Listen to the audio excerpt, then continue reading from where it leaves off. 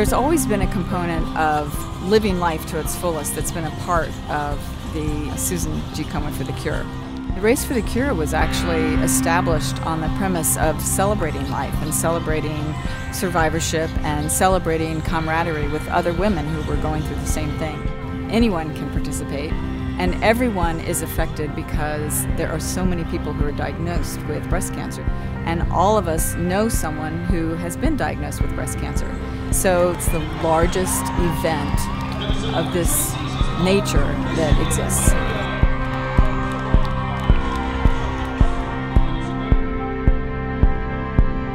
The main goal for Susan G. Komen for the Cure is to raise awareness about breast cancer and early detection, and provide funds for treatment, screening, support, diagnosis, all the things that come after you raise awareness about having the disease and what you need to do about it.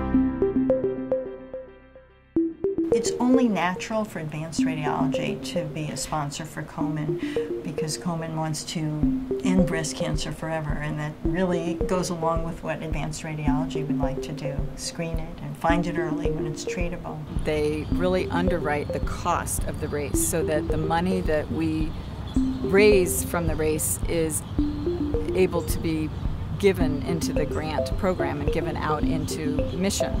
We can give back tangibly to the community. We can look around and we can see where we're funding grants to give screening mammograms to women who otherwise wouldn't have them.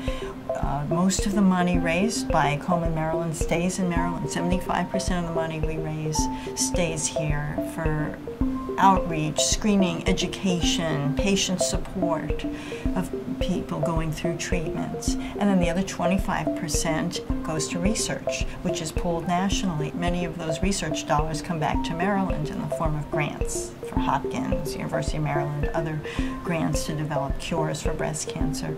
And they also provide us again with enormous community support and buy-in and a way to spread the message and allow us to have really successful partnerships, and people want to see that in a community. They want to see how the companies that they're supporting are also giving back.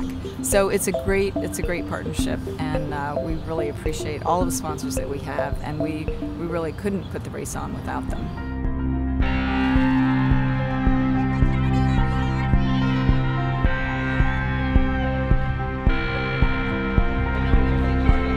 The teams allow us to be in the community in grassroots way that we can't be, and so they help us to reach a much broader audience and to recruit people to get interested in the event, and also to raise pledges, which is really important. The teams actually represent about 1/3 of the income that's generated through the Race for the Cure, so that's an enormous part of the revenue for this event. Hey, give me you! Yeah! Give me a G! Give me another G! G! What does it give you?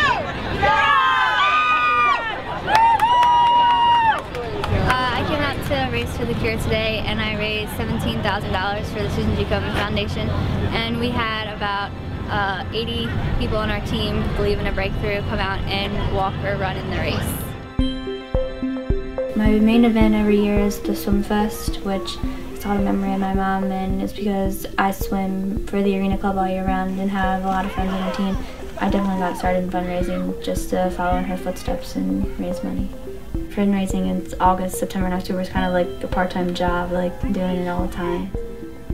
My mom was big in setting goals. She always told me to set goals, and by the time I turn 18, I will have raised $50,000 for breast cancer research. Come in. Hi. Hi, Robin. How are you? Good, thank you. I got a call from your physical therapist. We do not duplicate programs that already exist in a community. What we try to do is fill the gaps. So we have the opportunity at the Maryland affiliate to determine what the specific needs are in the state and in the different counties, and then to create programs with our partners and our grantees in the community to meet those specific needs. Some of those are very direct services, providing very simple needs that people who are in the middle of breast cancer treatment need or require, like delivery of food and transportation, getting people to their treatment. When you're diagnosed with breast cancer, it's an overwhelming experience. And suddenly these families are faced with dealing with challenges they could never have imagined before in their lives. And it's the little things, not being able to take care of the little things, that are often great sources of stress for these families. The Red Devils provides cleaning services, grocery shopping, transportation, picking children up from school, delivering women to treatment. So really providing the glue that enables a woman to go through the diagnosis and treatment process in a way with a little bit more support. Our view of hope is the ability for someone to imagine a day that's brighter, that's better than the current time that they're experiencing. What we do, the role we play in hope, is relieving those stressors, whether it's emotional stress, whether it's financial stress, that allows a patient to see that there's light at the end of the tunnel, that allows them to have a relatively stress-free breast cancer journey, which then feeds into their ability to have hopefulness and optimism. People really like the fact that we don't have anything else distracting us. We are only looking at breast cancer. That is the only thing that we are focused on. So I think that there are a lot of people who are looking to Susan G. Komen for the cure, to find the cure and to be the hope for the future. And to be a part of that journey can also be a celebration of life. But we are not there yet. We cannot rest on our laurels. And Susan G. Komen's promise is that we will be there until we find a cure.